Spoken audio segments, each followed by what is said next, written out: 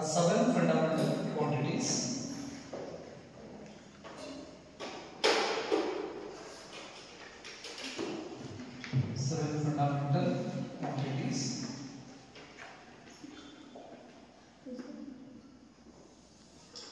Mass, length, time, temperature, electric current, luminous amount of substance, luminous intensity. So with the help of these quantities, we can get a new physical quantity. So the quantity ಅನ್ನೋದನ್ನ ನಾವು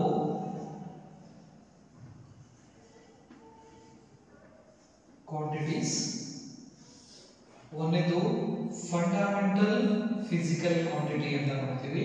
ಈ fundamental physical quantities ದಲ್ಲಿ 7 quantities ಅನ್ನು ನಾವು observe ಮಾಡಿದ್ವಿ. Right, ಇನ್ನು 2 dimensions ಮತ್ತು 3 dimensions. 2 dimensions ಅಂತ ಹೇಳಿದ್ರೆ ಈ ಗ್ರಾಫ್ ಹಾಕಬೇಕಾದ್ರೆ ನಾವು x ಆಕ್ಸಿಸ್ y ಆಕ್ಸಿಸ್ ಅಂತ ತಗೋತೀವಿ, ಹೌದಾ? ಇನ್ನೊಂದು ಆಕ್ಸಿಸ್ ಯಾವುದು? z Axis. ಸೊ ಈ ರೀತಿ ಹಿಂಗಿದ್ರೆ ಇದು x ಆಕ್ಸಿಸ್ ಹಾರಿಜಾಂಟಲ್ ಹಿಂಗೆ ಹೋಗೋದು x ಆಕ್ಸಿಸ್, ಮೇಲ್ಗಡೆ ಹೋಗೋದು ಕೆಳಗಡೆ ಹೋಗೋದು y ಆಕ್ಸಿಸ್, ಮುಂದೆ ಮತ್ತೆ ಹಿಂದೆ ಹೋಗೋದು z ಆಕ್ಸಿಸ್ ಅಂತ ನಾವು ಈ ರೀತಿ ಹೇಳ್ತೀವಿ. ಹಾಗಾದ್ರೆ ಎರಡು ಆಕ್ಸಿಸ್ ಅನ್ನ ಏನಾದರೂ ನಾವು ಯೂಸ್ ಮಾಡಿದ್ವಿ ಅಂದ್ರೆ ಒಂದು ಮೋಷನ್ ಇರ್ಬೋದು, ಪೊಸಿಷನ್ ಇರ್ಬೋದು, ಅದನ್ನ ಡಿಸ್ಕ್ರೈಬ್ ಮಾಡಬೇಕಂದ್ರೆ ನಾವು x ಆಕ್ಸಿಸ್ ಮತ್ತು y ಆಕ್ಸಿಸ್ ಅನ್ನ ಅಷ್ಟೇ ತಗೊಂಡ್ವಿ ಅಥವಾ y z ತಗೊಂಡ್ವಿ, x z ತಗೊಂಡ್ವಿ, ಹೀಗೆ ಎರಡು ಆಕ್ಸಿಸ್ ಅನ್ನ ಏನಾದರೂ ತಗೊಂಡು ನಾವು ಅದನ್ನ ಡಿಸ್ಕ್ರೈಬ್ ಮಾಡಬೇಕಾದ್ರೆ ಅದು 2 ಡೈಮೆನ್ಷನ್ ಕಾನ್ಸೆಪ್ಟ್, 2 ಡೈಮೆನ್ಷನ್ಸ್ ಅಂತ ಕರೀತೀವಿ. ಇನ್ನು ಈ ಗಾಳಿಪಟ ಹಾರಾಡೋದು, ಪಕ್ಷಿ ಹಾರಾಡೋದು, ವಿಮಾನ ಹಾರಾಡೋದು, ಗಾಳಿ ಬಿಟ್ಟಾಗ ಇದೆಲ್ಲ ಪ್ಲಾಸ್ಟಿಕ್ ಹಾರಾಡ್ತಿರ್ತಾವಲ್ಲ. ಸೊ ಹಾಗಾದ್ರೆ ಇವು ಮ್ಯಾಲೆ ಹೋಗ್ತಿರ್ತಾವ, ಮುಂದೆ ಬರ್ತಿರ್ತಾವ, ಎಡಕ್ಕೂ ಹೋಗ್ತಿರ್ತಾವ, ಬಲಕ್ಕೂ ಹೋಗ್ತಿರ್ತಾವ. ಅಂದ್ರೆ ಈ ಕಡೆನೂ ಮೋಷನ್ ಮಾಡ್ತಿರ್ತಾವ, ಮೇಲೆ ಕೆಳಗಡೆನೂ ಮೋಷನ್ ಮಾಡ್ತಿರ್ತಾವ, ಹಿಂದೆ ಮುಂದನೂ ಮೋಷನ್ ಮಾಡ್ತಿರ್ತಾವ. ಅಂದ್ರೆ ಎಷ್ಟು ಎಕ್ಸಸ್ ತಗೋತಾವ? 3 ಎಕ್ಸಸ್ ಅನ್ನ ತಗೋತಾವ ನೆನಪಿಡಿ. ಸೊ ಹೀಗೆ 3 ಎಕ್ಸಸ್ ಅನ್ನ ಯೂಸ್ ಮಾಡ್ಕೊಂಡು ಹೋದ್ರೆ ಅದನ್ನ 3D ಡೈಮೆನ್ಷನ್ಸ್ ಅಂತ ಕರೀತೀವಿ. 3 ಡೈಮೆನ್ಷನ್ಸ್ ಸ್ಪೇಸ್ ಬರುತ್ತೆ ಅಂತ ಹೇಳಿದ್ರೆ. ಸೊ ಹಾಗಾದ್ರೆ ಈ 2 ಡೈಮೆನ್ಷನ್ ಕಾನ್ಸೆಪ್ಟ್ ಬಂತು ಅಂದ್ರೆ ಈ 2 ಡೈಮೆನ್ಷನ್ ಕಾನ್ಸೆಪ್ಟ್ ಅನ್ನ ನಾವು ಡಿಸ್ಕ್ರೈಬ್ ಮಾಡಕ್ಕೆ ಯೂಸ್ ಮಾಡತಕ್ಕಂತಹ ಮತ್ತೊಂದು ಕ್ವಾಂಟಿಟಿ ಯಾವುದಪ್ಪ ಅಂತ ಹೇಳಿದ್ರೆ ಪ್ಲೇನ್ ಆಂಗಲ್ ಅಂತ ಕರೀತೀವಿ. Plane angle, right? ಇನ್ನು 3 ಡೈಮೆನ್ಷನ್ಸ್ ಇತ್ತಂದ್ರೆ 3 ಡೈಮೆನ್ಷನ್ಸ್ ಇತ್ತಂದ್ರೆ ಸಾಲಿಡ್ ಆಂಗಲ್ ಅನ್ನು ನೋಡ್ತೀವಿ. Solid angle. ಸೊ ಇವೆರಡಕ್ಕೂ ನಾವು ಸಪ್ಲಿಮೆಂಟರಿ ಕ್ವಾಂಟಿಟೀಸ್ ಅಂತ ಕರೀತೀವಿ. ಅಂದ್ರೆ ಈ 7 ಫಂಡಮೆಂಟಲ್ ಕ್ವಾಂಟಿಟೀಸ್ ಆದ ನಂತರ ಈ ಒಂದು 2 ಕ್ವಾಂಟಿಟೀಸ್ ಬಂದವು.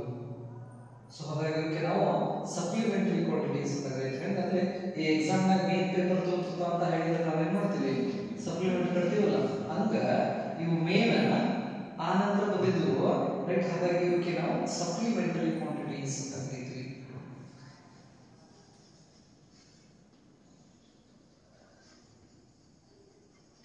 Supplementary quantities. ಸೊ ಹಾಗಾದ್ರೆ ಸಪ್ಲಿಮೆಂಟರಿ ಕ್ವಾಂಟಿಟೀಸ್ ಎಷ್ಟಿದಾವು? 2 ಇದಾವೆ, ನೆನಪಿರಲಿ. ಒಂದು ಪ್ಲೇನ್ ಆಂಗಲ್, ಇನ್ನೊಂದು ಸಾಲಿಡ್ ಆಂಗಲ್ ಅಂತ ನಾವು ಕರೀತೀವಿ. ಹಾಗಾದ್ರೆ ಪ್ಲೇನ್ ಆಂಗಲ್ ಅನ್ನು ನಾವು 2 ಡೈಮೆನ್ಷನ್ ಕಾನ್ಸೆಪ್ಟ್ ಅನ್ನ ಎಕ್ಸ್ಪ್ಲೈನ್ ಮಾಡಕ್ಕೆ ಯೂಸ್ ಮಾಡ್ಕೊತೀವಿ. ನೆಕ್ಸ್ಟ್ ಸಾಲಿಡ್ ಆಂಗಲ್ ಅನ್ನ 3 ಡೈಮೆನ್ಷನ್ ಕಾನ್ಸೆಪ್ಟ್ ಅನ್ನ ಎಕ್ಸ್ಪ್ಲೈನ್ ಮಾಡಕ್ಕೆ ಯೂಸ್ ಮಾಡ್ಕೊತೀವಿ. ಹಾಗಾದ್ರೆ ಪ್ಲೇನ್ ಆಂಗಲ್ ಅಂದ್ರೆ ಏನು? ಆಲ್ರೆಡಿ ನಮಗೆ ಈ 7 ಫಂಡಮೆಂಟಲ್ ಕ್ವಾಂಟಿಟೀಸ್ ಗೊತ್ತಿದೆ. ಆ 7 ಫಂಡಮೆಂಟಲ್ ಕ್ವಾಂಟಿಟೀಸ್ ಯೂನಿಟ್ ಗೊತ್ತಿದಾವು. ಆ 7 ಫಂಡಮೆಂಟಲ್ ಕ್ವಾಂಟಿಟೀಸ್ ಸಿಂಬಲ್ ಕೂಡ ಗೊತ್ತಿದಾವೆ ನಮಗೆ, ರೈಟ್? ಹಂಗೆ ನಾವು ಈ ಪ್ಲೇನ್ ಆಂಗಲ್ ಮತ್ತು ಸಾಲಿಡ್ ಆಂಗಲ್ಸ್ ಏನ್ ಮಾಡಬೇಕು? ಯೂನಿಟ್ ತಿಳ್ಕೋಬೇಕು, ಸಿಂಬಲ್ ತಿಳ್ಕೋಬೇಕು, ರೈಟ್? ಹಂಗಂದ್ರೆ ಏನು ಅನ್ನೋದನ್ನ ನಾವು ಏನ್ ಮಾಡಬೇಕು? ತಿಳ್ಕೋಬೇಕು. ಸೊ ಹಾಗಾದ್ರೆ ಫಸ್ಟ್ ಒನ್ ಯಾವುದು? Plane angle. ಸೊ ಅದರಲ್ಲಿ ಒಂದು ಸರ್ಕಲ್ ಇದೆ.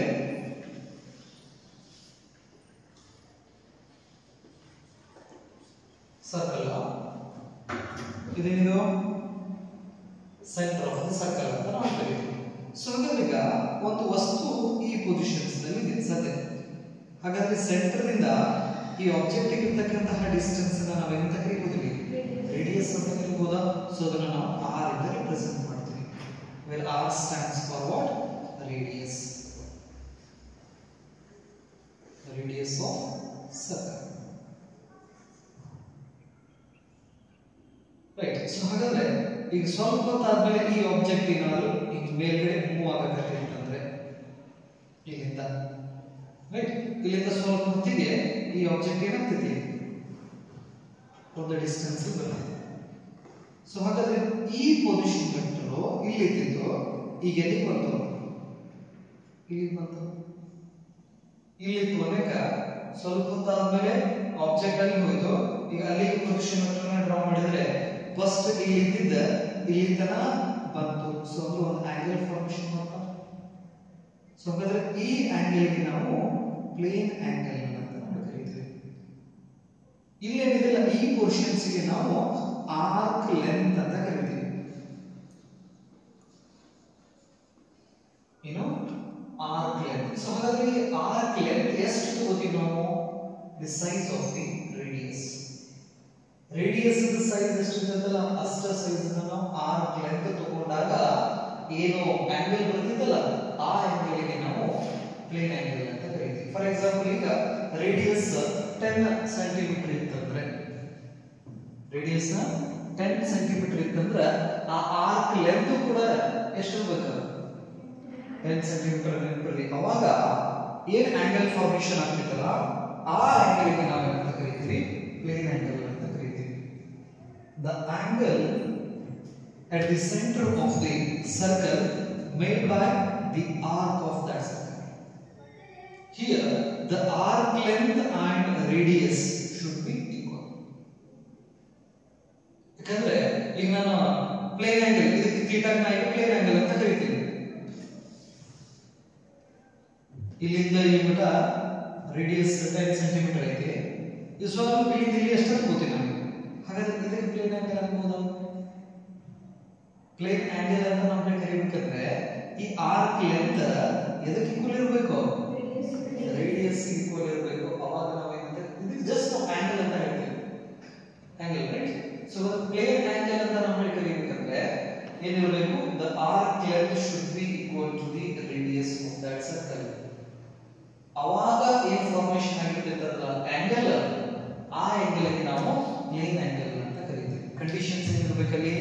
ರೇಡಿಯಸ್ ಲೆಂತ್ ಮತ್ತೆ ಆರ್ಕ್ ಲೆಂತ್ ಎರಡು ಏನಿರಬೇಕು? ಈಕ್ವಲ್ ಇದ್ದಾಗ ಏನ್ ಆಂಗಲ್ ಬರ್ತಿತ್ತಲ್ಲ ಅದಕ್ಕೆ ನಾವು ಪ್ಲೇನ್ ಆಂಗಲ್ ಅಂತ ಕರೀತೀವಿ. ಅನ್ಈಕ್ವಲ್ ಇದ್ದಾಗ ಬರೋದಕ್ಕೆಲ್ಲ ಆಂಗಲ್ಸ್ ಅಂತ ನಾವು ಹೇಳ್ತೀವಿ. ನೆನಪಲ್ಲಿ ಆಂಗಲ್ ಅಂತ ವರ್ಡ್ ಯೂಸ್ ಮಾಡ್ಬಿಡ್ತೀವಿ ನಾವು. ಬಟ್ ಪ್ಲೇನ್ ಆಂಗಲ್ ಸ್ಪೆಸಿಫಿಕ್ ಆಗಿ ಪ್ಲೇನ್ ಆಂಗಲ್ ಅಂತ ನಾವು ಕರೀಬೇಕಂದ್ರೆ ಈ ಆರ್ಕ್ ಲೆಂತ್ ಮತ್ತು ರೇಡಿಯಸ್ ಎರಡು ಇರಬೇಕು, ಈಕ್ವಲ್ ಇರಬೇಕು. ಸೊ ಹಾಗಾದ್ರೆ ಈ ಪ್ಲೇನ್ ಆಂಗಲ್ ಹೆಂಗೆ ಡಿಪೆಂಡ್ ಮಾಡ್ಕೊತೀವಿ ನಾವು? Plane angle is equal to arc length upon radius. Arc length upon radius. So ಹಾಗಾದ್ರೆ ಇದನ್ನ ಆಂಗಲ್ ದಲ್ಲಿ ಬರೆಯೋದಾದ್ರೆ this is theta is equal to arc length ಅಂದ್ರೆ length, radius length upon radius ಅಂತ ಕೂಡ ನಾವು ಕರೀತಿದ್ನ L divided by R. So arc length ಅಂತ ಬರ್ಕೊಂಡ್ಬಿಡಿ.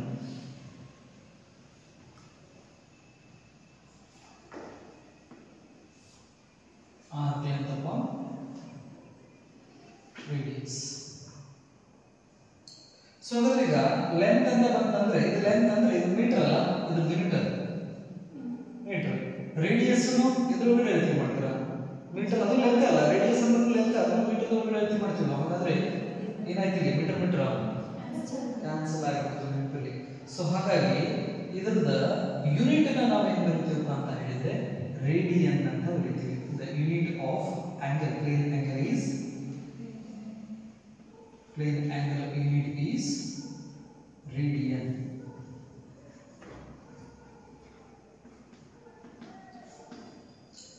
Radian ಆ radian symbol ಅನ್ನು ನಾವು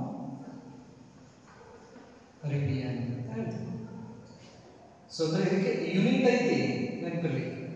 ಯಾವುದಕ್ಕೆ? ಪ್ಲೇನ್ ಆಂಗಲ್ ಗೆ ಯೂನಿಟ್ ಐತಿ ಬಟ್ ಡೈಮೆನ್ಷನ್ಸ್ ಇರೋದಿಲ್ಲ.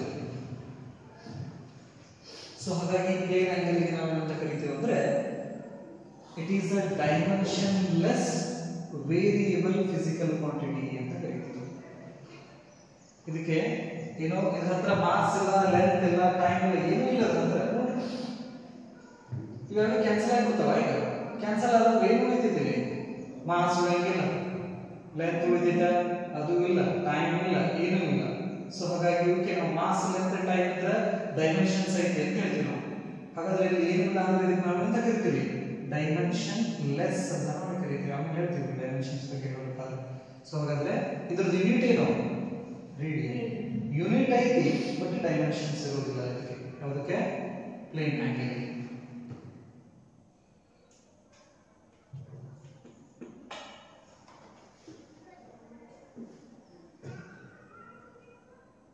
So it is the angle subtended at the center of the circle by the arc length of that circle. It is called what? Plane angle. R. It is the ratio of arc length and radius. Equation ಗೊತ್ತಿತ್ತಂದ್ರೆ ಇದು statement ಮಾಡ್ಕೋಬಹುದು. ಏನನ್ಬಹುದು? Plane angle ಅಂದ್ರೆ ಏನು? Arc length ಮತ್ತು radius ಎರಡರದ್ದು ratio.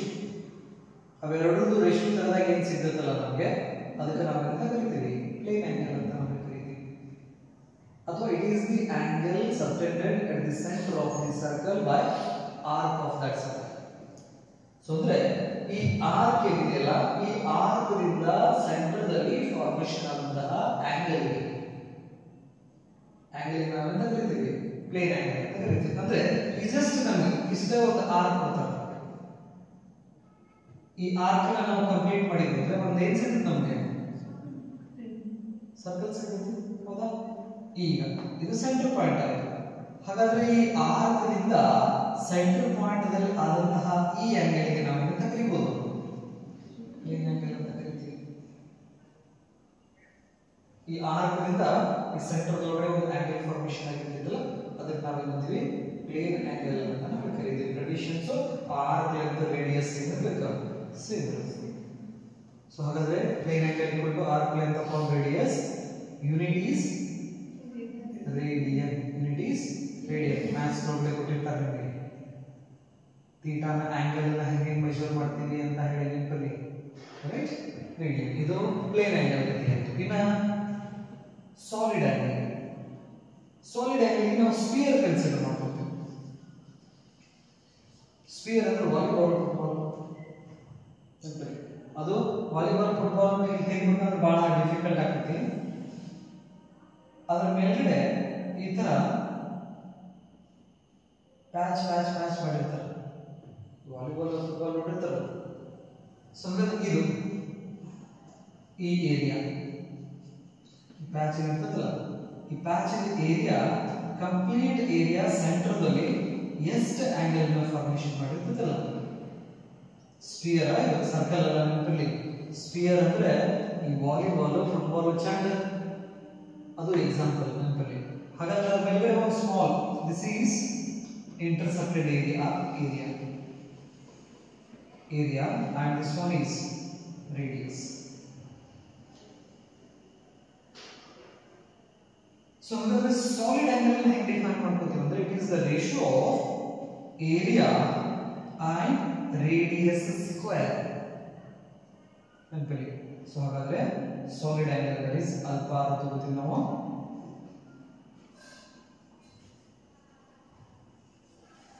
Solid angle is equal to intercepted area or area upon radius square. Area upon radius square. So the area the unit meter square, radius unit meter square. So ಹಾಗಾದ್ರೆ ಎರಡು ಏನಾಯ್ತಾ? Cancel ಆಯ್ತು. ಹಾಗಾದ್ರೆ ಇದಕ್ಕೂ dimensions ಇಲ್ಲ, but unit ಅನ್ನು ನಾವು ಸ್ಟೆರಿಡಿಯನ್ ಅಂತ ಕರೀತೀವಿ.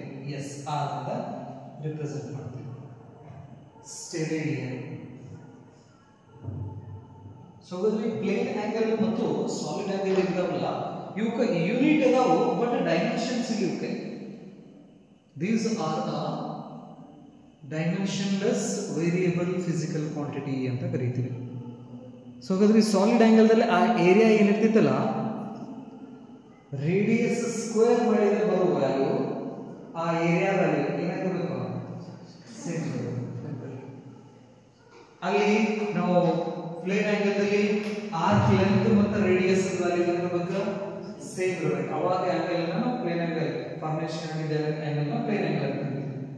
ಇನ್ನ ಇಲ್ಲಿ ಸಾಲಿಡ್ ಆಂಗಲ್ ಬಂದ್ರೆ ಇಂಟರ್ಸೆಪ್ಟೆಡ್ ಏರಿಯಾ ಮತ್ತೆ ರೇಡಿಯಸ್ ಸ್ಕ್ವೇರ್ ಇವರ ವ್ಯಾಲ್ಯೂ ಏನಿರಬೇಕು ಎರಡು ಸೇಮ್ ಇರಬೇಕು. ಈಗ ರೇಡಿಯಸ್ ಇರುತ್ತೆ 10 ಸ್ಕ್ವೇರ್ ಮಾಡಿದ್ರೆ 100, ಏರಿಯಾದ ವ್ಯಾಲ್ಯೂ ಎಷ್ಟು ಬರುತ್ತೆ ನಮಗೆ 100. ಅವಾಗ ಒಂದು ಆಂಗಲ್ ಇನ್ಫಾರ್ಮೇಷನ್ ಆಗ್ತಿತ್ತಲ್ಲ ಸೆಂಟರ್ ಅಲ್ಲಿ, ಆ ಆಂಗಲ್ ಗೆ ನಾವು ಏನು ಕರೀತೀವಿ ಸಾಲಿಡ್ ಆಂಗಲ್ ಅಂತ ಕರೀತೀವಿ. ಈ ಕೋನ್ ಐಸ್ ಕ್ರೀಮ್ ಅಪ್ಪದ ಒಳಗಡೆ ಐಸ್ ಕ್ರೀಮ್ ಅಷ್ಟು ತಿಂದ್ರೆ ಏನು ಉಳಿತೈತಿ, ಬರೀ ಕೋನ್ ಉಳಿತೈತಿ. ಹೌದು, ಇದ್ರೊಳಗಡೆ ಗಾಳಿ ಇರ್ತೈತಿ. ಏರ್ ಈ ಪೋರ್ಷನ್ಸ್ ನಲ್ಲಿ ಏನು ಆಂಗಲ್ ಇರ್ತೈತಲ್ಲ ಅದಕ್ಕೆ ನಾವು ಅಂತ ಕರಿತೀವಿ ಸಾಲಿಡ್ ಆಂಗಲ್ ಅಂತ ಕರಿತೀವಿ. ಬರ್ಡೇ ಇರ್ತಾರಲ್ಲ ಕ್ಯಾಪ್, ಬರ್ಡೇ ಕ್ಯಾಪ್ ಇದನ್ನ ಉಲ್ಟಾ ಮಾಡಿದ್ರು ಅಂದ್ರೆ ಏನಿರ್ತದೆ ಬರ್ಡೇ ಕ್ಯಾಪ್ ಆಗ್ತೈತಿ. ರೈಟ್? ಸೊ ಹಾಗಾದ್ರೆ ಈ ಪೋರ್ಷನ್ಸ್ ನಲ್ಲಿ ಇರ್ತಕ್ಕಂತಹ ಆಂಗಲ್ ಗೆ ನಾವು ಸಾಲಿಡ್ ಆಂಗಲ್ ಅಂತ ಕರಿತೀವಿ. Solid angle. ಸೊ ಹಾಗಾದ್ರೆ ಪ್ಲೇನ್ ಆಂಗಲ್ ಅಂದ್ರೆ 2 ಡೈಮೆನ್ಷನ್ ಕಾನ್ಸೆಪ್ಟ್ ಅಲ್ಲಿ ಯೂಸ್ ಮಾಡ್ಕೋತೀವಿ. ಸಾಲಿಡ್ ಆಂಗಲ್ಸ್ ನ 3 ಡೈಮೆನ್ಷನ್ ಕಾನ್ಸೆಪ್ಟ್ ಅಲ್ಲಿ ನಾವು ಏನು ಮಾಡ್ತೀವಿ ಯೂಸ್ ಮಾಡ್ಕೋತೀವಿ. ಇವಷ್ಟು ಇದುಗಳು ಸಪ್ಲಿಮೆಂಟರಿ ಕ್ವಾಂಟಿಟೀಸ್. ಸೊ ಅಂದ್ರೆ ಕ್ವಾಂಟಿಟೀಸ್ ಒಳಗಡೆ ಫಂಡಮೆಂಟಲ್ ಫಿಸಿಕಲ್ ಕ್ವಾಂಟಿಟಿ ಅಂತ ಮಾಡ್ಕೊಂಡ್ವಿ. ನೆಕ್ಸ್ಟ್ ಸ್ವಲ್ಪ ದಿನ ಆದ್ಮೇಲೆ ವರ್ಷ ಆದ್ಮೇಲೆ ಮತ್ತೆ ಕ್ವಾಂಟಿಟಿ ಇರ್ಬೋದು, ಅವಕ್ಕೆ ನಾವು ಸಪ್ಲಿಮೆಂಟರಿ ಫಿಸಿಕಲ್ ಕ್ವಾಂಟಿಟಿ ಅಂತ ಕರೆದ್ವಿ. ಈಗ ಈ ಕ್ವಾಂಟಿಟೀಸ್ ನ ಯೂಸ್ ಮಾಡಿಕೊಂಡು ಹೊಸ ಹೊಸ ಕ್ವಾಂಟಿಟೀಸ್ ಅನ್ನ ನಾವು ನೋಡ್ತೀವಿ. ಆ ಕ್ವಾಂಟಿಟೀಸ್ ಗೆ ಡಿರೈವ್ಡ್ ಫಿಸಿಕಲ್ ಕ್ವಾಂಟಿಟಿ ಅಂತ ಕರಿತೀವಿ. Derived physical quantity. ಸೊ ಹಾಗಾದ್ರೆ ಕ್ವಾಂಟಿಟಿದಲ್ಲಿ ಎಷ್ಟು ರೀತಿ ಕ್ವಾಂಟಿಟೀಸ್ ನೋಡ್ತಾ ಇದ್ದೀವಿ ನಾವು? 3 ರೀತಿ ಕ್ವಾಂಟಿಟೀಸ್ ನೋಡ್ತಾ ಇದ್ದೀವಿ. ಒಂದು fundamental physical quantity, 2 supplementary quantity, 3 derived physical quantity.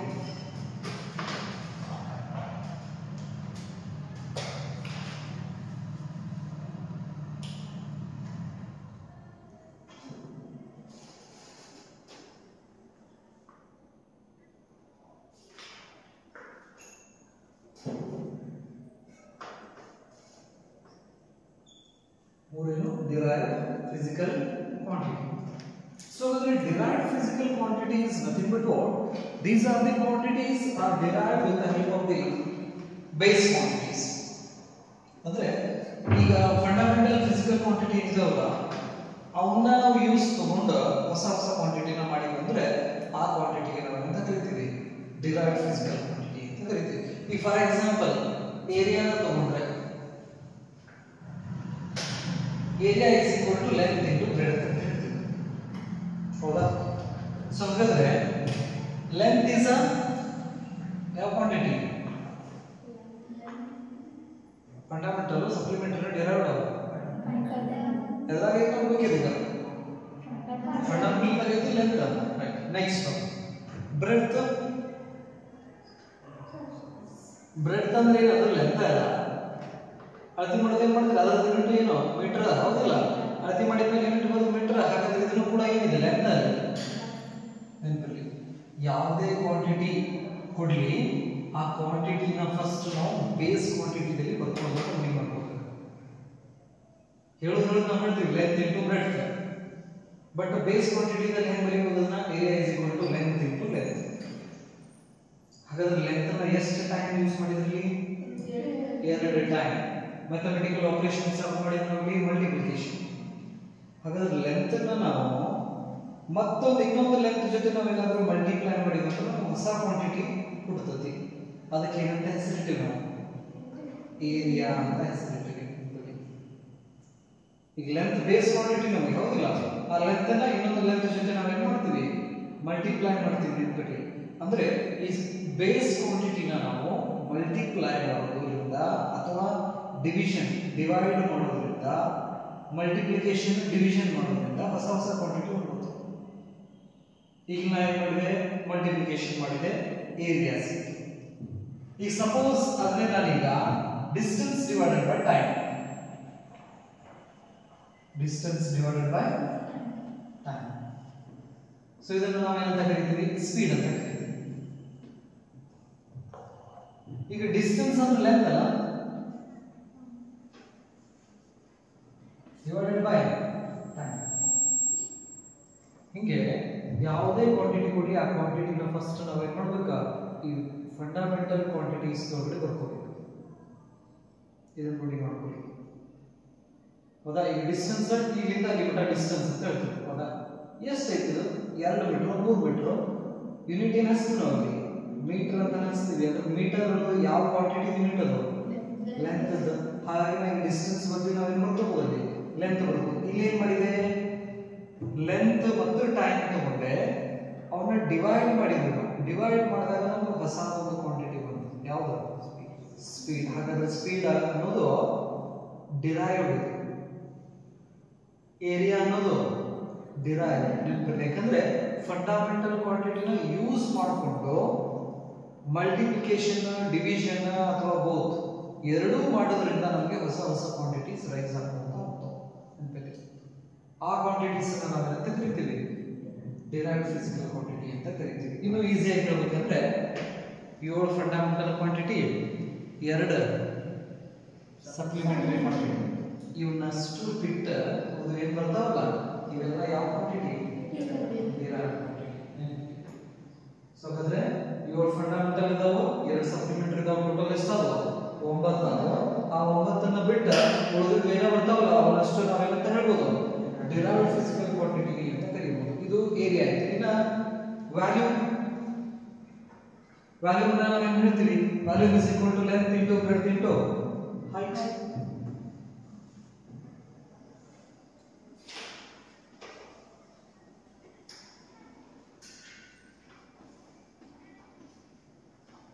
Volume is equal to length into breadth into height.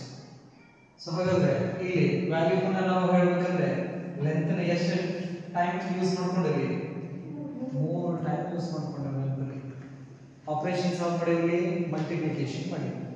ಹಿಂಗೆ ಮಾಡಿದಾಗ ಹೊಸ ಕ್ವಾಂಟಿಟಿ ಬರ್ತೈತೆ. ಅದಕ್ಕೆ ನಾವು ಅಂತ ಕರಿತೀವಿ, ವ್ಯಾಲ್ಯೂಮ್ ಅಂತ ಕರಿತೀವಿ. ಹಿಂಗೆ ಫಂಡಮೆಂಟಲ್ ಕ್ವಾಂಟಿಟಿನ ಯೂಸ್ ಮಾಡ್ಕೊಂಡು ನಾವು ಬೇರೆ ಬೇರೆ ಕ್ವಾಂಟಿಟೀಸ್ನ ಬರೀತೀವಿ ಅಥವಾ ಬರ್ತಾವೆ ನೆನಪಲ್ಲಿ. ಸೊ ಹಾಗಾದ್ರೆ ಆ ಬಂದಂತಹ ಕ್ವಾಂಟಿಟೀಸ್ನ ನಾವು ಎಲ್ಲಿ ಹಾಕ್ತೀವಿ? ಡಿರೈವ್ಡ್ ಫಿಸಿಕಲ್ ಕ್ವಾಂಟಿಟಿ ಅಂತ ಕರಿತೀವಿ, ರೈಟ್? ಇನ್ನೊಂದು ಡೆನ್ಸಿಟಿ. ಸೊ ಹಾಗಾದ್ರೆ density is equal to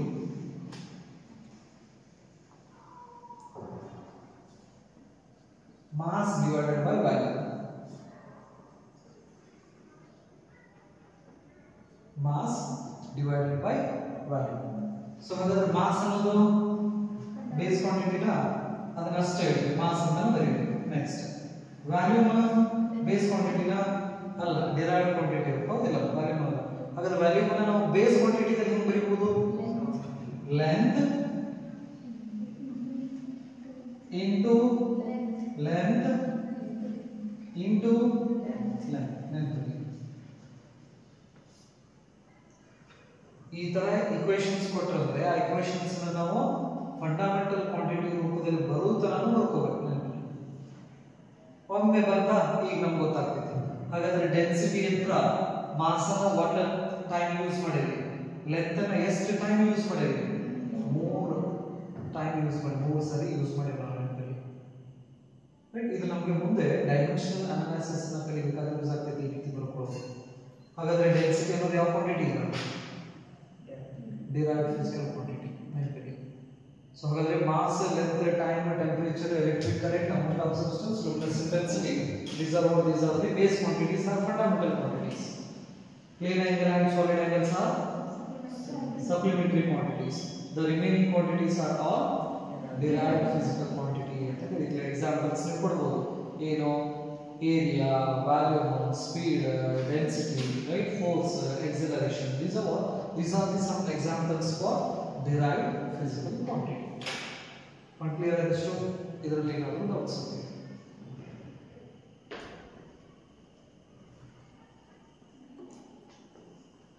so ಹಾಗಾದ್ರೆ ಕ್ವಾಂಟಿಟಿದಲ್ಲಿ ಎಷ್ಟು ರೀತಿ ಕ್ವಾಂಟಿಟೀಸ್ ಅನ್ನ ನಾವು ನೋಡಬಹುದು?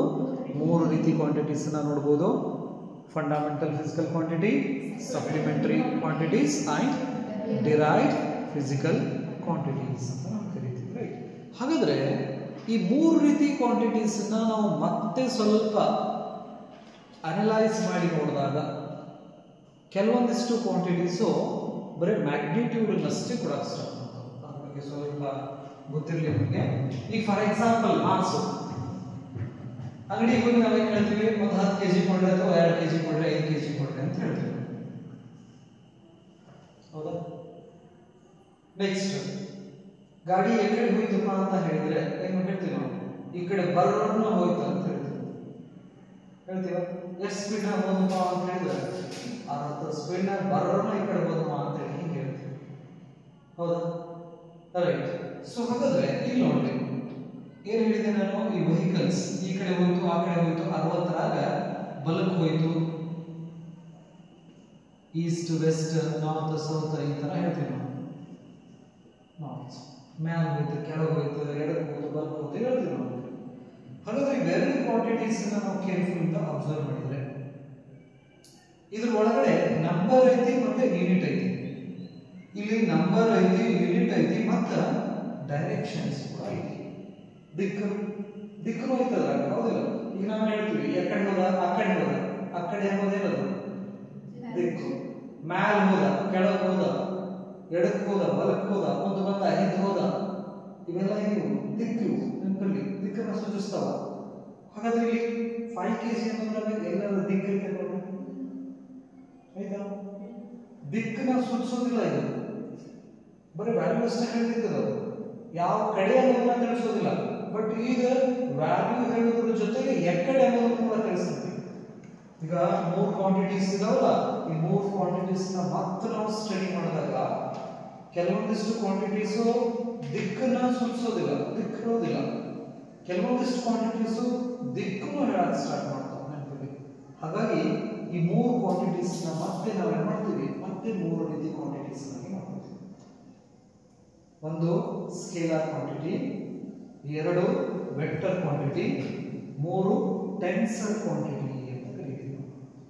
ಸೊ ಹಾಗಾಗಿ ಸದ್ಯ ನಾವು ಯೂಸ್ ಮಾಡೋದು 3 ಕ್ವಾಂಟಿಟೀಸ್ ನ ಯೂಸ್ ಮಾಡ್ತೀವಿ. ಒಂದು ಸ್ಕೇಲಾರ್ ಕ್ವಾಂಟಿಟಿ, ಮತ್ತೆ ನೆಕ್ಸ್ಟ್ ಚಾಪ್ಟರ್ ಯಾವುದು, 2ನೇ ಚಾಪ್ಟರ್ ಬಂದಾಗ ಮತ್ತೆ ಡಿಸ್ಕಷನ್ ಮಾಡ್ತೀನಿ ಸ್ಕೇಲಾರ್ ಕ್ವಾಂಟಿಟಿ. ಹಾಗಾದ್ರೆ ಈ ಸ್ಕೇಲಾರ್ ಕ್ವಾಂಟಿಟಿ ಅಂದ್ರೆ it should have only magnitude.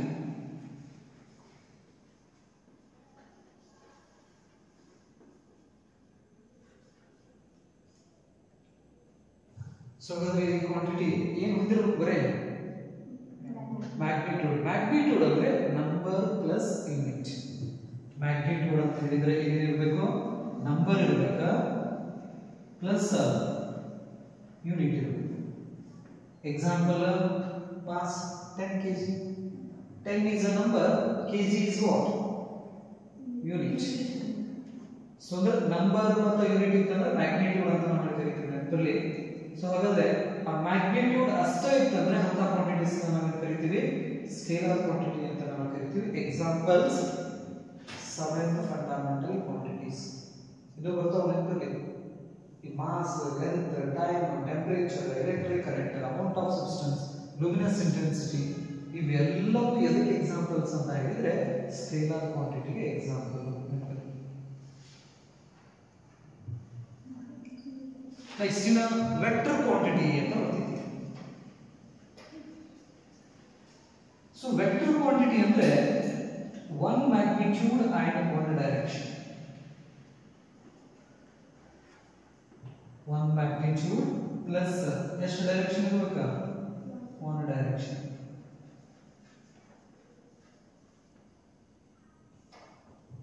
One magnitude 1 direction ಇತ್ತಪ್ಪ ಅಂತ ಹೇಳಿದ್ರೆ ಅದನ್ನು ನಾವು ಎಂತ ಕ್ವಾಂಟಿಟಿ ಅಂತ ಕರಿತೀವಿ, ವೆಕ್ಟರ್ ಕ್ವಾಂಟಿಟಿ ಅಂತ ಕರಿತೀವಿ. ಎಕ್ಸಾಂಪಲ್ ಡಿಸ್ಪ್ಲೇಸ್ಮೆಂಟ್,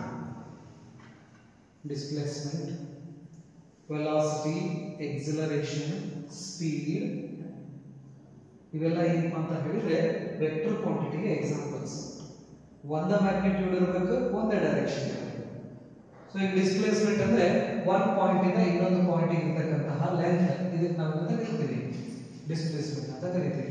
ಸೊ ಹಾಗಾದ್ರೆ ಇದು 10 ಮೀಟರ್ ಇತ್ತಪ್ಪ ಅಂತ ಹೇಳಿದ್ರೆ ಸ್ಟಾರ್ಟಿಂಗ್ ಈ ಮನೆಯಿಂದ ಇಲ್ಲಿಂದ ಇಲ್ಲಿ ಒಂದು ಆಫೀಸ್ ನೀವು ತೋರಿಸ್ಬೇಕಂದ್ರೆ ಯಾರು ಬಂದು ನಿಮ್ಮ ಆಫೀಸಲ್ಲಿ ಇತ್ತು ಅಂದ್ರೆ ಏನು ಮಾಡ್ತೀರಾ ಈ ಕಡೆ ಕೈ ಮಾಡಿ ತೋರಿಸ್ತೀರಾ ಈ ಕೈ ಮಾಡಿ ತೋರಿಸ್ತೀವಿ ಎಷ್ಟು ದೂರ ಐತಂದ್ರೆ ಈಗ 1 ಕಿಲೋಮೀಟರ್ ಇರಬೇಕು ನೋಡ್ರಿ ಅಂತ ಈ ಕಡೆ ಹಿಂಗೆ ಹೋಗ್ರಿ 1 ಕಿಲೋಮೀಟರ್ ಡಿಸ್ಪ್ಲೇಸ್ಮೆಂಟ್ ಅಂತೇಳಿ ಅಂದ್ರೆ ಇಲ್ಲಿಂದ ಅಲ್ಲಿ ಜಗತ್ತಿರೋದು ಲೆಂತ್ ನಾವು ಹೇಳ್ತೀವಿ ಸೊ ಇದು ಮ್ಯಾಗ್ನಿಟ್ಯೂಡ್ ಒಂದೈತಿ ಡೈರೆಕ್ಷನ್ ಕೂಡ ಏನೈತಿ ಒಂದೈತಿ ಇಂಥ ಕ್ವಾಂಟಿಟೀಸ್ ಅವನ್ನ ನಾವು ವೆಕ್ಟರ್ ಕ್ವಾಂಟಿಟೀಸ್ ಅಂತ ಕರಿತೀವಿ one magnitude and one directions ಇನ್ನೊಂದು ಟೆನ್ಸರ್ ಕ್ವಾಂಟಿಟಿ ಅಂತ ಹೇಳ್ತೀವಿ ಯಾವ ಕ್ವಾಂಟಿಟಿ ಟೆನ್ಸರ್ ಕ್ವಾಂಟಿಟೀಸ್ ಸೊ ಹಾಗಾದ್ರೆ ಟೆನ್ಸರ್ ಕ್ವಾಂಟಿಟಿ ಅಂದ್ರೆ many magnitude many directions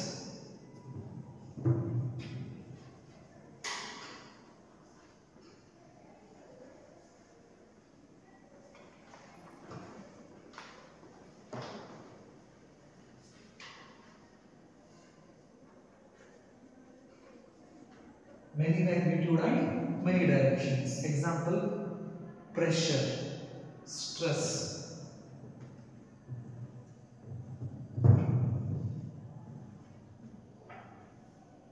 restoring force. Many magnitude ಮತ್ತೆ many directions. So the many magnitude many directions ಅಂತ ಹೇಳಿದ್ರೆ ಒಂದು ಬೀಕರ್ ಒಳಗೆ ವಾಟರ್ ನ ತುಂಬಿ ಅದ್ರೊಳಗಡೆ ಒಂದೇನಾದ್ರೂ ಲಿಂಬೆ ಹಣ್ಣು ಬಿಟ್ಟಿರ್ತಾರಲ್ಲ ಹಿಂಡಿ ಒಳಗಡೆ ಒಂದು ನೀರು ತುಂಬಿಟ್ಟು ಅದ್ರೊಳಗಡೆ ಏನ್ ಮಾಡಿರ್ತಾರೆ ಒಂದು ಲಿಂಬೆ ಹಣ್ಣು ಇಟ್ಟಿರ್ತಾರೆ ಸರಿ ಹಾಗೆ ಈ ಹಿಂಡಿ ಟ್ಯೂಬ್ ಅಂತ ಹೇಳಿದ್ರೆ ಈ ಆಬ್ಜೆಕ್ಟ್ ಇದೆಯಲ್ಲ ಈ ಆಬ್ಜೆಕ್ಟ್ಗೆ ಈ ಲಿಕ್ವಿಡ್ ಎಲ್ಲಾ ಡೈರೆಕ್ಷನ್ಸ್ ನಿಂದ ಏನ್ ಮಾಡ್ತೈತಿ ಈ ತರ ಪ್ರೆಷರ್ ಅಪ್ಲೈ ಮಾಡ್ತೈತಿ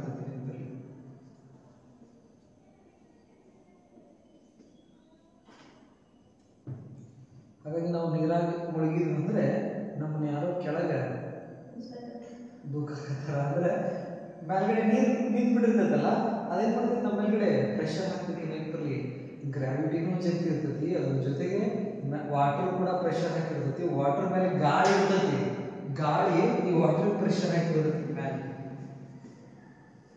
ನೆನಪಲ್ಲಿ ಸೊ ಹಾಗಾದ್ರೆ ಈ ಪ್ರೆಷರ್ ನೋಡ್ರಿ ಯಾವ ಡೈರೆಕ್ಷನ್ ಐತಿ ಒಂದೇ ಡೈರೆಕ್ಷನ್ ಇಂದ ಇಲ್ಲ ಎಲ್ಲೆಲ್ಲಿ ಕಾಂಟ್ಯಾಕ್ಟ್ ಬರ್ತೈತಲ್ಲ ಅಲ್ಲಿ ನಾರ್ಮಲ್ ಆಗಿ ಪ್ರೆಷರ್ ಅಪ್ಲೈ ಆಗಕ್ಕೆ ಸ್ಟಾರ್ಟ್ ಆಗ್ಬಿಡ್ತೈತೆ so many directions magnitude equal ಇರ್ತೈತ ಇಲ್ಲ ಮೆನಿ ಮ್ಯಾಗ್ನಿಟ್ಯೂಡ್ ಸೊ ಈ ತರ ಕ್ವಾಂಟಿಟೀಸ್ ನಾವು ಏನಂತ ಕರಿತೀವಿ ಟೆನ್ಸರ್ ಕ್ವಾಂಟಿಟಿ ಅಂತ ಕರಿತೀವಿ ಈಗ ಸದ್ಯಕ್ಕೆ ಇಂಥ ಯಾವ ಕ್ವಾಂಟಿಟೀಸ್ ಬಂದು ಅಂದ್ರೆ ನಮಗೆ ಅವನ್ನ ನಾವು ಸ್ಕೇಲರ್ ಕ್ವಾಂಟಿಟಿ ಯಾಕಂದ್ರೆ ಅಲ್ಲಿ ಸ್ಪೆಸಿಫಿಕ್ ಆಗಿ ನಮಗೆ ಡೈರೆಕ್ಷನ್ಸ್ ಕಾಣಂಗಿಲ್ಲ ಮೆನಿ ಡೈರೆಕ್ಷನ್ಸ್ ಇದಾವೆ ಈ ತರ ಏನಾದ್ರು ಕ್ವಾಂಟಿಟೀಸ್ ಬಂದು ಅಂದ್ರೆ ಈಗ ಸದ್ಯ ಬರ್ತಾವ ಪ್ರೆಷರ್ ಬರ್ತೈತಿ ಸ್ಟ್ರೆಸ್ ಬರ್ತೈತಿ ಹೌದಾ ಈ ತರ ಬಂದ್ರೆ ಇವನ್ನ ನಾವು ಯಾವ ಕ್ವಾಂಟಿಟಿಗೆ ಸೇರಿಸ್ತೀವಿ ಸ್ಕೇಲಾರ್ ಕ್ವಾಂಟಿಟಿಗೆ ಸೇರಿಸ್ತೀವಿ ಸೊ ಹಾಗಾದ್ರೆ ನಾವು fundamental quantity supplementary quantity derived quantities ಇವನ್ನ ಅಷ್ಟು ಏನ್ ಮಾಡಿದ್ವಿ ಸಪರೇಟ್ ಮಾಡಿ ಇಟ್ಕೊಂಡಿದ್ವಿ ಮತ್ತು ಹೊಳ್ಳಿ ಸ್ಟಡಿ ಮಾಡಿದಾಗ ಈ ರೀತಿ 3 ಕ್ವಾಂಟಿಟೀಸ್ ಸಿಗುತ್ತೆ ಸೊ ಹಾಗಾದ್ರೆ ಸದ್ಯ ಈಗ ಕ್ವಾಂಟಿಟೀಸ್ ಅಂತ ಬಂದ್ರೆ ನಾವು ಹೆಂಗ್ ಕ್ಲಾಸಿಫೈ ಮಾಡಬೇಕು ಅದು ಸ್ಕೇಲಾರ್ ವೆಕ್ಟರ್ ಯಾಕಂದ್ರೆ ಟೆನ್ಸರ್ ಅಂತ ಸದ್ಯ ಇಲ್ಲ ಹೈಯರ್ ಎಜುಕೇಶನ್ ಸಿಲೆಬಸ್ ಜಾಸ್ತಿ ಸ್ಟಡಿ ಮಾಡ್ತೀವಿ ನಾವು ನೆನಪಲ್ಲಿ ಸೊ ಟೆನ್ಸರ್ ಅಂತ ತಗೊಂಡು ಏನು ಹಾಕ್ಬೇಕು ಸ್ಕೇಲಾರ್ ಅಂತ ಹಾಕ್ತೀವಿ ಸೊ ಹಾಗಾಗಿ ನಾವು ಕ್ವಾಂಟಿಟಿ ಅಂತ ಬಂತು ನಾವು ಮುಂದೆ ಬರ್ತಾವೆ ಬೇರೆ ಬೇರೆ ಕ್ವಾಂಟಿಟೀಸ್ ಆ ಕ್ವಾಂಟಿಟೀಸ್ ಬಂದಾಗ ಅವ್ನು ಸ್ಟಡಿ ಮಾಡೋದು ಸ್ಟಡಿ ಮಾಡಿದ ಮೇಲೆ ಅದು ಮ್ಯಾಗ್ನಿಟ್ಯೂಡ್ ಅಷ್ಟೇ ಕೊಡ್ತಂದ್ರೆ ಸ್ಕೇಲಾರ್ ಅಂತ ಅಂತೀವಿ ಮ್ಯಾಗ್ನಿಟ್ಯೂಡ್ ಜೊತೆಗೆ ಡೈರೆಕ್ಷನ್ ಅನ್ನು ಹೇಳಕ್ ಸ್ಟಾರ್ಟ್ ಮಾಡ್ತಂದ್ರೆ ವೆಕ್ಟರ್ ಅಂತ ನಾವು ಕರೀತೀವಿ ಸೊ ಹಾಗಾದ್ರೆ ಹೊಸ ಕ್ವಾಂಟಿಟೀಸ್ ಬಂದ್ರೆ ಮುಂದೆ ಹೊಸ ಕ್ವಾಂಟಿಟೀಸ್ ಬಂದ್ರೆ ನಾವು ಮಾಡಬೇಕಾಗಿರೋ ಕೆಲಸ ಏನಪ್ಪ ಅಂದ್ರೆ ಮೊದಲನೇದು ಆ ಕ್ವಾಂಟಿಟಿದು ಡೆಫಿನಿಷನ್ ಅನ್ನು ಮಾಡಬೇಕು ಯಾರಾದ್ರೂ ಮನೆಗೆ ನಾವು ಹೊಸದಾಗಿ ಹೋಗಿಪ್ಪ ಅಂತ ಹೇಳಿದ್ರೆ ಫಸ್ಟ್ ನಾವು ಏನು ಮಾಡ್ಕೋತೀವಿ ಇಂಟ್ರೊಡ್ಯೂಸ್ ಮಾಡ್ಕೋತೀವಿ ನಾವು ಹೌದಾ ಇಂಟ್ರೊಡ್ಯೂಸ್ ಮಾಡ್ಕೊಂಡ ನಂತರ ಡಿಫೈನ್ ಮಾಡ್ಕೊಳಕ್ಕೆ ಶುರು ಮಾಡ್ಬಿಡ್ತೀವಿ ಹೌದಾ ಕ್ಯಾರೆಕ್ಟರ್ನ ಸ್ಟಡಿ ಮಾಡಕ್ಕೆ ಸ್ಟಾರ್ಟ್ ಮಾಡ್ತೀವಿ ಇವ ಮನೆ ಒಳಗಡೆ ಇದ್ದಾಗ ಹೆಂಗಿರ್ತಾನ ಫ್ರೆಂಡ್ ಸರ್ಕಲ್ನಾಗ ಇದ್ದಾಗ ಹೆಂಗಿರ್ತಾನ ಸೊಸೈಟಿ ಒಳಗಡೆ ಹೆಂಗಿರ್ತಾನ ಮಾರ್ಕೆಟಿಗೆ ಹೋದಾಗ ಹೆಂಗೆ ಬಿಹೇವ್ ಮಾಡ್ತಾರೆ. these are the different characteristics we have. ಎಲ್ಲ ಕಡೆ ಒಂದೇ ರೀತಿ ಇರೋಕ್ಕಾಗಲ್ಲ, ಹೌದಿಲ್ಲ? ಕ್ಲಾಸ್ದಾಗ ಹೆಂಗಿರ್ತಾನ, ರೂಮ್ನಾಗ ಹೆಂಗಿರ್ತಾನ, ಹೊರಗೆ ಹೆಂಗಿರ್ತಾನ, ನೆನಪಲ್ಲಿ ಹಿಂಗೆ ನಾವೇನು ಮಾಡ್ತೀವಿ, ಸ್ಟಡಿ ಮಾಡ್ತೀವಲ್ಲ ಬೇರೆ ಬೇರೆ ಸಿಚುವೇಶನ್ಸ್ದಲ್ಲಿ. ಹಾಗೆ ಒಂದು ಹೊಸ ಕ್ವಾಂಟಿಟಿ ಬಂತಪ್ಪ ಅಂದರೆ ಅದರ ಬೇಸಿಕ್ ಇನ್ಫಾರ್ಮೇಷನ್ಸನ್ನು ನಾವು ಸ್ಟಡಿ ಮಾಡ್ತೀವಿ. ಫಸ್ಟು ಡೆಫಿನಿಷನ್, ಎರಡನೇ ಸ್ಟೆಪ್ನಲ್ಲಿ ಅದರದ್ದು ಸಿಂಬಲ್ ಇದ್ರೆ ಸಿಂಬಲ್, ಅಥವಾ ಈಕ್ವೇಶನ್ ಇತ್ತಂದ್ರೆ ಈಕ್ವೇಶನ್. ಸಿಂಬಲ್ ಇದ್ರೆ ಸಿಂಬಲ್ ಬರ್ತೀವಿ, ಈಕ್ವೇಶನ್ ಇದ್ರೆ ಈಕ್ವೇಶನ್ ಬರ್ತೀವಿ. ನೆಕ್ಸ್ಟ್ ಅದಾದ ನಂತರ SI ಯೂನಿಟ್, SI ಯೂನಿಟ್ ಆದ್ಮೇಲೆ ಡೈಮೆನ್ಷನಲ್ ಈಕ್ವೇಶನ್,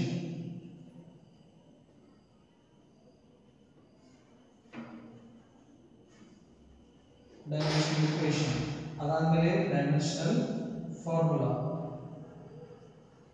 ಅದಾದ್ಮೇಲೆ ಸ್ಕೇಲಾರ್ ಆರ್ ವೆಕ್ಟರ್. ವೆಕ್ಟರ್ ಒಂದು ವೇಳೆ ಸ್ಕೇಲಾರ್ ಅಂತಂದ್ರೆ ಇಲ್ಲಿಗೆ ಬಿಡ್ತೀವಿ. ವೆಕ್ಟರ್ ಅಂತ ಬಂತಪ್ಪ ಅಂದ್ರೆ ಏನು ಹೇಳ್ಬೇಕು, ಡೈರೆಕ್ಷನ್ ಅಂತ ತಿಳಿಸ್ಬೇಕು. ಹೊಸವೇನಾದ್ರೂ ಬಂದ್ರೆ ನಾವು ಸ್ಟಡಿ ಮಾಡೋ ಪದ್ಧತಿನ ಇದು ನೆನಪಿರಬೇಕು. ಇವು ನೆನಪಿರ್ಬೇಕು ನಿಮಗೂ ಕೂಡ. ಫಸ್ಟ್ ಹೊಸ ಕ್ವಾಂಟಿಟಿ ಬಂತಪ್ಪ ಅಂದ್ರೆ ಫಸ್ಟ್ ಏನು ಡೆಫಿನಿಷನ್, ನೆಕ್ಸ್ಟ್ ಅದರ ಸಿಂಬಲ್ ಅಲ್ಲಿ ಅಥವಾ ಈಕ್ವೇಶನ್, ಆಮೇಲೆ SI unit, dimensional equation, dimensional formula, ಇದನ್ನ ಆಮೇಲೆ ಡಿಸ್ಕಷನ್ ಮಾಡ್ತೀವಿ. Dimensional equation, dimensional formula, next scalar vector. Scalar ಅಂದ್ರೆ ಅಲ್ಲಿಗೆ ಸ್ಟಾಪ್ ಮಾಡೋದು. ವೆಕ್ಟರ್ ಬಂತಪ್ಪ ಅಂದ್ರೆ ಅದರದ್ದು ಡೈರೆಕ್ಷನ್ಸ್ ಕೂಡ ನಾವು ನೋಡಬೇಕು, ಹೇಳಬೇಕು. ಇಷ್ಟು ಕ್ವಾಂಟಿಟೀಸ್ ಬಗ್ಗೆ ನಮಗೆ ಗೊತ್ತಿರಬೇಕು. ಇದರಲ್ಲಿ ಏನಾದರೂ ನಿಮಗೆ ಡೌಟ್ಸ್ ಇದ್ದು ಕೇಳಬಹುದು.